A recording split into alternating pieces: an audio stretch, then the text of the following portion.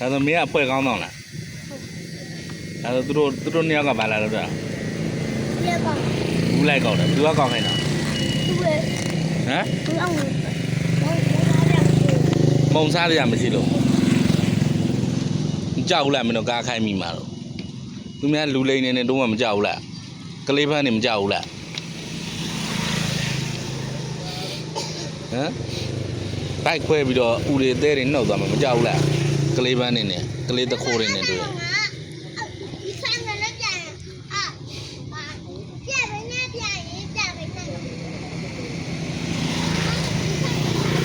ဘူးကောင်းရင်တရက်ဘယ်လောက်ရတော့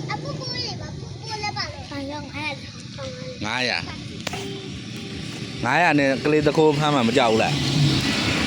ပတ်စံ900တဲ့နဲ့မကြောက်ဘူးပေါ့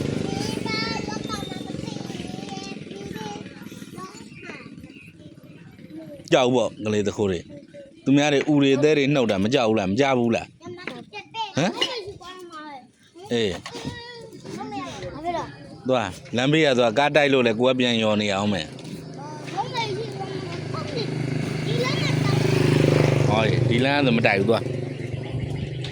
ကတည်းကလမ်းမော်မသွားနဲ့လမ်းဘေးရသွားကြက်လား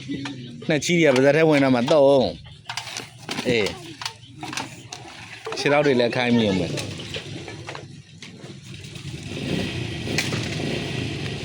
မနေ့အဲ့ဒါငါ့အိမ်ချင်းမနာကနေလေညီ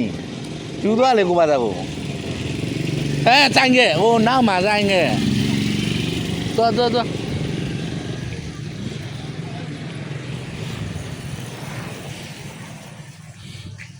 ပြောင်းလဲလာတဲ့